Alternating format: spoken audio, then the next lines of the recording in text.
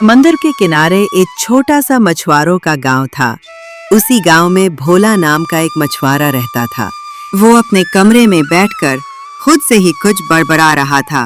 पता नहीं रोज रोज मुझे मछलियां कम क्यों मिलती हैं। रमेश तो रोज मुझसे ज्यादा मछलियां पकड़ कर लाता है। नहीं, आज मैं भी ज्यादा मछलियां पकड़ कर ही लौटूंगा, चाहे मुझे कितने भी गहरे पानी में ही क्यों ना जाना पड़े। भोला ज्यादा मछलियां पकड़ने के लालच में अपनी नाव को गहरे पानी में ले जाता है। हाँ, अब मैं गहरे पानी में आ चुका हूँ। यहाँ पर ज्यादा मछलियां होनी चाहिए। चलो जल्दी से जाल फेंकता हूँ। अरे वाह, आज तो पहली बार में ही इतनी सारी मछलियां एक बार में ही पकड़ ली। वाह वाह, आज तो मैं बाजार में इन्हें बेचकर ढेर सारे पैसे कमाऊंगा।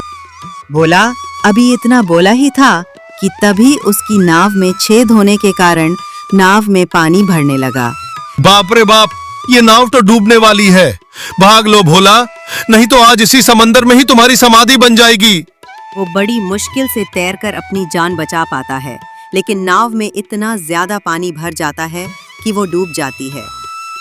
आज तो मरते मरते बचा, लेकिन नाव तो डूब गई है। अब मैं मछलियां कैसे पकड़ूंगा? ऐसे तो मैं भूखा मर जाऊंगा। नहीं, मुझे जल्दी ही एक दूसरी नाव बनानी होगी। मैं कल सुबह ही जंगल जाकर अच्छी लकड़ी ढूंढ कर लाऊंगा और नई नाव बनाऊंगा। अगली सुबह होते ही भोला कुल्हाड़ी लेकर जंगल की ओर निकल पड़ता है। कौन सा पेड़ काटूं? कुछ समझ नहीं आ रहा। कोई पेड़ तो बहुत पतला है और कोई बहुत मोटा। मेरी नाव के लायक तो कोई पेड़ दिख ही नहीं रहा। हाँ, यह पेड़ सही रहेगा। उसी पेड़ पर एक चिड़िया ने अंडे दिए होते हैं। जैसे ही भोला कुल्हाड़ी उठाता है, वो चिड़िया भोला के पास आती है और बोलती है, भैया आप इस पेड़ को क्यों काट रहे हैं? इस पेड़ पर मैंने अपना घर बनाया है और 2 अंडे भी दिए हैं। माफ करना चिड़िया बहन, मुझे पता नहीं था कि यहाँ तुम्हारा घोंसला है, नहीं तो मैं इसे कभी नहीं काटता। चलो मैं कोई और पेड़ ढूंढता हूँ। भोला फिर से दूसरा पेड़ ढूंढने लगता है। तभी मौसम बिगड़ जाता है। अरे बाप रे, लगता है कि बहुत तेज बारिश आने वाली है। फिर जोरदार हवाओं के साथ बारिश शुरू हो जाती है। राम राम राम, इतनी तेज बारिश, अब कहाँ छिपूं? लगता है वहाँ एक गुफा है। चलो वहीं जाकर छुप जाता हूँ।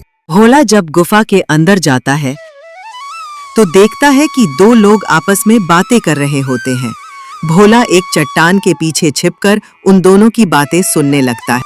उनमें से एक आदमी दूसरे से कह रहा था, चलो पहले मैं जाता हूँ, फिर तुम आ जाना। इतना कहकर वो आदमी पास में ही रखे एक संदूक के पास जाता है और उसमें से एक टोपी निकालता है, सिर पर रखता है और कहता है, जिंग डबक डम डम, ले चल तू भन भन। इतना कहते ही वो गायब हो जाता है।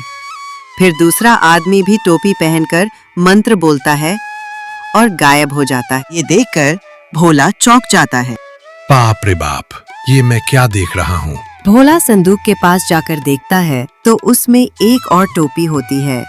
तो क्या इस टोपी से ही ये दोनों गायब हुए थे? चलो मैं भी पहनकर देखता हूँ। टोपी पहनते ही भोला मंत्र बोलता है, जिंग डबक डम डम, ले चल तू भन भन। भोला तुरंत गायब हो जाता है और एक राजमहल में पहुंच जाता है। वहां वो दोनों आदमी भी थे। उन्हें देखकर भोला एक अलमारी के पीछे जाकर छुप जाता है। भोला देखता है कि वे दोनों आदमी सोने से भरा एक संदूक लेते हैं और वह दोनों टोपी पहनते हैं और मंत्र बोलकर वहां से गायब हो जाते हैं। तभी भोला सोचता है, वाह, मैं भी कुछ सोना ले लेता हूँ और फिर चला जाऊंगा। पर इतनी जल्दी क्या है? कुछ देर आराम कर लेता हूँ, फिर चला जाऊंगा। ये सोचकर वो वहीं सो जाता है। देखते ही देखते सुबह हो जाती है, लेकिन भोला की नींद नहीं खुलती है। सुबह होते ही 2 सैनिक आते हैं और भोला को पकड़कर राजा के सामने ले जाते हैं।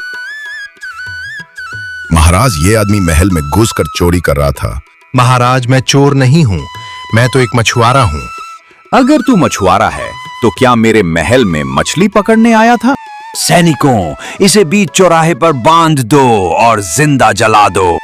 भोला को बांध दिया जाता है। अच्छा बोल, क्या इच्छा है तुम्हारी? मैं राजा होने के नाते तुम्हारी आखिरी इच्छा जरूर पूरा करूंगा। फिर भोला कुछ सोचता है और कहता है, महाराज, मैं चाहता हूँ कि मेरी टोपी मेरे सर पर रख दिया जाए। यही मेरी आखिरी इच्छा है। ठीक है सैनिकों, टोपी ले आओ और इसे पहना दो। सैनिक टोपी लेकर आता है और भोला को पहना देता है। टोपी पहनते ही भोला मंत्र बोलता है। जिंग डबक डम डम, ले चल तू भन भन। मंत्र बोलते ही भोला वहां से गायब हो गया और उसी तालाब के किनारे पहुंच गया जहां वो मछलियां पकड़ता था। वाह, जिस लकड़ी की मुझे तलाश थी वो तो मिल गई। चलो अब इसी से अपनी नाव बनाऊंगा।